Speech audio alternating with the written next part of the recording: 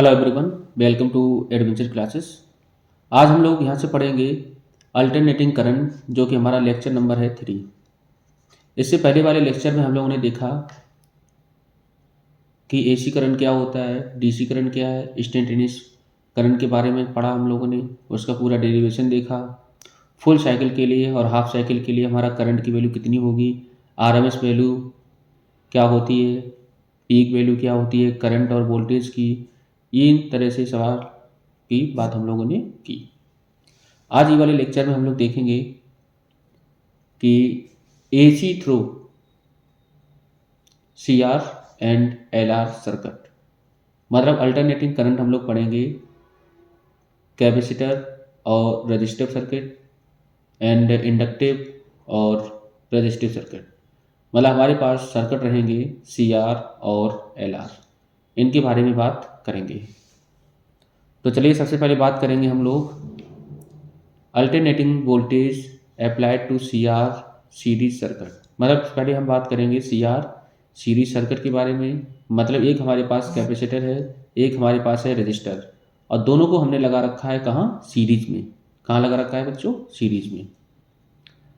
तो जैसा कि हमें दिख रहा है कि हमारे पास कोई कैपेसिटर है जिसका कैपेसिटेंस कितना है सी, और एक हमारे पास है रजिस्टर जिसका रेजिस्टेंस है आर। इसके क्रॉस हमारे पास जो पोटेंशियल है वो हमारे पास दे रखा है कितना, V equals to B M sine omega T.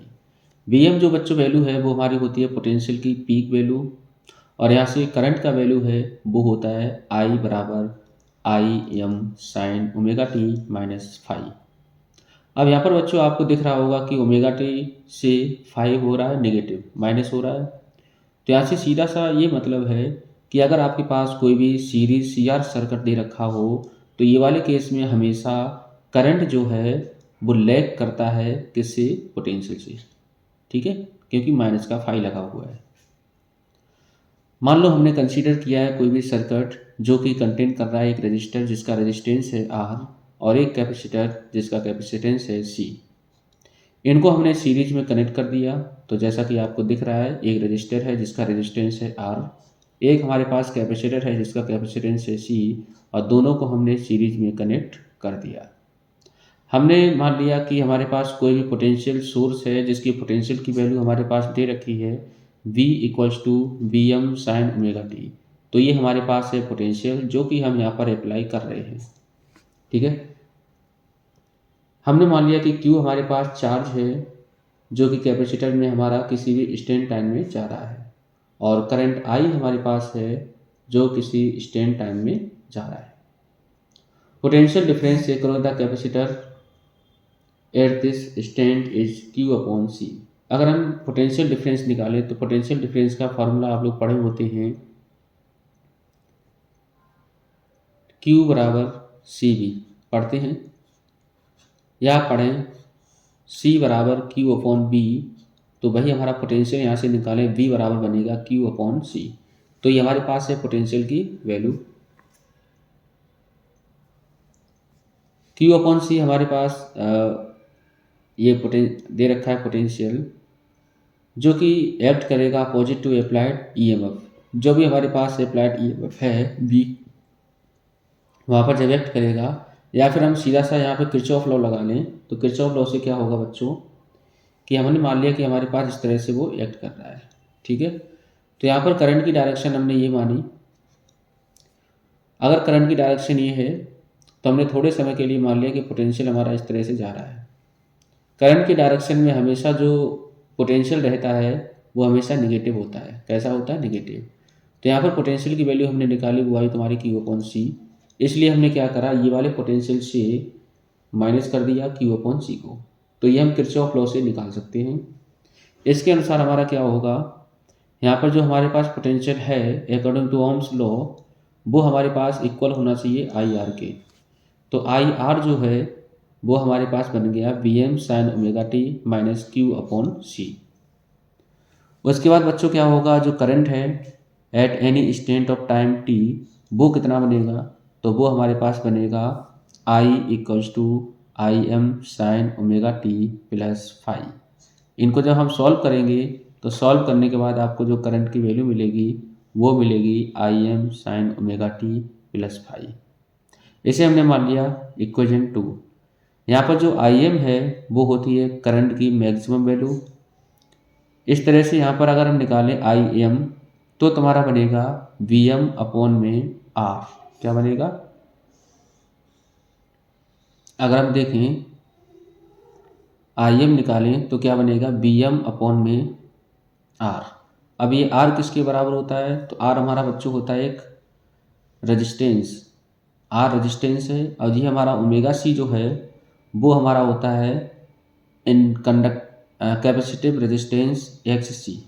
तो यहाँ पर जो अगर हम निकालें तो आई बराबर होता है वी अपॉन में आर।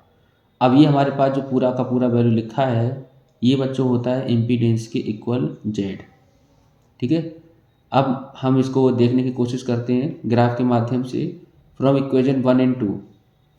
तो यहाँ से इक्वेशन 1 और 2 से हमें पता चला कि जो करंट है वो लीड कर रहा है कितने से? 5 डिग्री से। ठीक है, अगर हम डायग्राम बनाएं तो डायग्राम में आपको क्लियर दिख रहा होगा। ये हमारे पास है कौन सा? करंट का डायग्राम, और ये हमारे पास है पोटेंशियल का डायग्राम। तो पोटेंशियल की वैल्यू आगे है और करंट की वैल्यू पीछे है। तो वोल्टेज लैग कर रहा है current by five in phase. Vector representation देखें तो वेक्टर के अनुसार जो पोटेंशियल है वो ये है कैपेसिटर वाला और रेजिस्टेंस वाला ये है। मतलब रेजिस्टिव सर्किट में क्या होता है, करंट और पोटेंशियल सेम फेज में काम करते हैं। अगर आपके पास कोई भी सीरीज सीआर सर्किट है तो वो वाले केस में जो भी पोटेंशियल बनेगा वो हमारा रेजिस्टिव सर्किट से क्या होगा? पीछे होगा 90 डिग्री। ठीक है, इन दोनों का अगर हम रिजल्टेंट निकालें, अगर इन दोनों का हम रिजल्टेंट निकालें तो आपको मिलेगा ये जो हमारा है V बराबर B R plus B C, ये हमारा वेक्टर सम होगा। अगर हम वेक्टर सम निकालें तो वेक्टर सम हमें निकालना आता है V इक्वल्स टू रूट के अंदर हो जाएगा वी आर स्क्वायर और प्लस बी सी स्क्वायर। ठीक है, तो इस तरह से हम क्या करेंगे? सॉल्व कर लेंगे।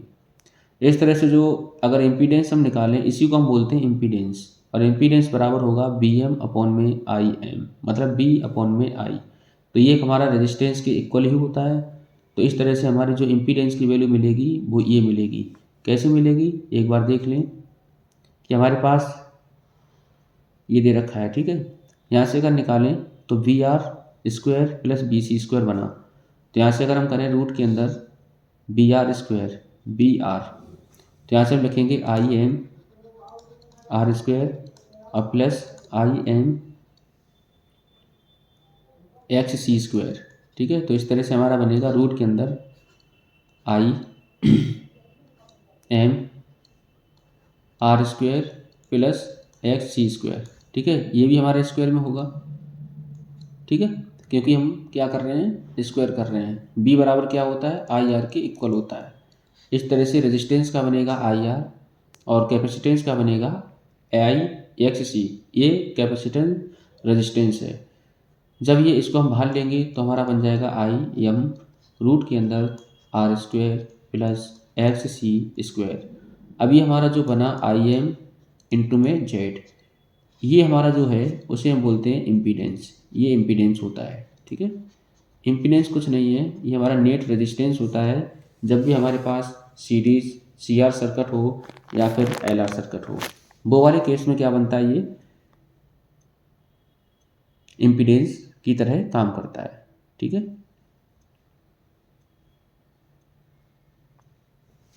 अब देखते हैं। तो इस तरह से हमारा इम्पीडेंस का फॉर्मूला ये बन गया R square plus X C square. आइए हमारे पास मैक्सिमम वैल्यू है करंट की। ठीक है, इसकी जो यूनिट और डायमेंशन है वो हमारी सेम रहेंगी रेजिस्टेंस की तरह। किसकी? इम्पीडेंस की। Current in the circuit is ahead of EMF by phase angle phi which is given by. तो यहाँ पर जो करंट है वो क्या होता है? आगे होता है। तो टेन फाई की वैल्यू हमारी क्या बनेगी? एक्स सी अपॉन में आर। अगर हम ग्राफ से देखें तो ये हमारे पास था। ठीक है, ये तुम्हारा बनेगा एक्स सी और ये हमारा बनेगा आर। ठीक है, तो अगर हम फेज निकालें फाई तो टेन फाई बराबर परपेंडिकुलर अपॉन में बेस, तो एक्स सी अपॉन में R. AC through an inductor L and resistor R. अब हम बात करेंगे सीरीज एल आर सर्किट की। तो सीरीज एल आर सर्किट में क्या होगा, तो हमने मान लिया हमारे पास कोई भी इंडक्टर है जिसका इंडक्टेंस है एल और करंट हमारे पास I M sine omega T minus five, potential हमारे पास दे रखा है V M sine omega T. ठीक है, अब मान लो हमने करंट की डायरेक्शन ये ले ली, तो आप यहाँ पर लगाएंगे किरचॉफ लॉ।